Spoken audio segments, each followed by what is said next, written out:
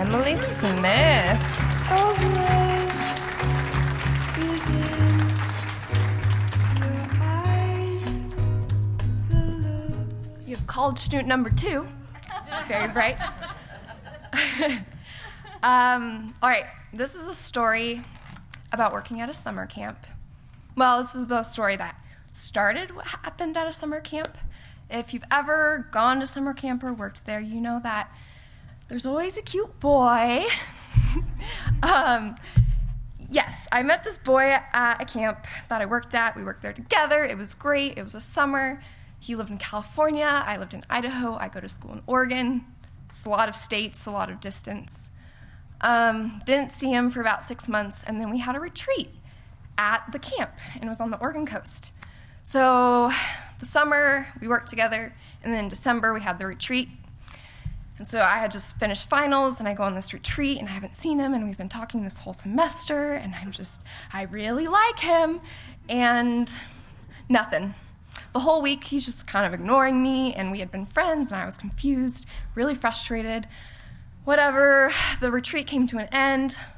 I go to bed the last night of our retreat, and I say retreat, we were just a bunch of friends hanging out in a cabin. We call it a retreat, make it fancier, I guess. But I go to bed, I'm just super angry. It's like, he just missed his chance, whatever, like, I'm over it. The next morning, I get a text, it wakes me up, and he's like, do you want to go for a walk on the beach? It's like, okay. So we go for a walk, and we're talking, and then he hands me this letter. It's very adorable, and he's professing his love for me, and asked me to be his girlfriend. And this is very funny. And I am like, I don't know, like, I just made up my mind that I was over you because you took so long. Like, I was just like, yeah, like, let me think about it. And so then I'm like, I need to go talk to my best friend who's in Portland. So then I leave early from the retreat, and I drive to Portland from the coast, and then I talk to, her name's Heidi, she's wonderful. I talk to Heidi, and then I'm like, crap, I am getting on a plane to go back to Boise for Christmas.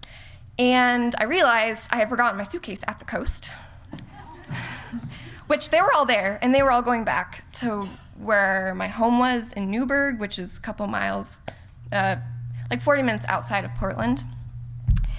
And so then I'm like calling this boy, I'm like, hey, like, I want to see you before I have to get on the plane. Also, my suitcase, can you please bring it to me? So I drive myself to the airport, I park in short-term parking, and then I'm waiting. And my flight, like, I got there 2 hours early, and it comes on an hour, and then my flight's boarding, and they're still not there.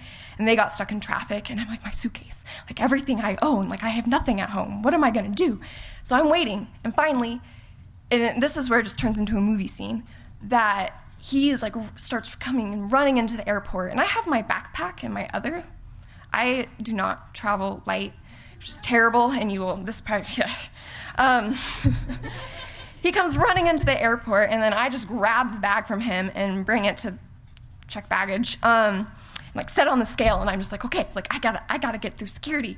And the lady, well, I can tell it's way too heavy. It's like 57 pounds. And I'm like, oh no. So I know this boy was gonna take my car back to Newberg, so it wasn't just staying at the airport for a couple months. So I was like, okay, I'm gonna like take stuff out of my suitcase and give it to you, and you can take it back to my car. And so I'm just like, okay, what do I not need? And my flight is boarding, like that's still running through my head. So I'm pulling out pairs of pants, and then like my Smeagol costume I had in there for some reason. So like, and he was like, what is this? And it's just like Gollum's face. And so then it's finally 50 pounds, exactly, and they take it, and then we're running. And as I'm running with him, and he has this like pile of things of mine in the Portland airport, I'm like, this is a movie. This is really a movie. What's going on? And so we just kind of beeline it through security, and he's like still with me, and I didn't know why. And then I realized, oh yeah, he asked me to be his girlfriend, and I haven't responded. And so then we get to the front, and then I'm like, oh, I gotta go. So I give him a hug, and then I'm leaving, and he just kind of walks away. And as I'm giving my ticket and ID to the officer, I was like, oh, this is too good. I cannot pass up this moment. So I turn around really dramatically, at least in my head it was dramatically. And I yell his name, and he's like 20 feet away, and he just turns around, and I like look him straight in the eye and just mouth the word yes. And then I go and make it to my flight, and that's the story.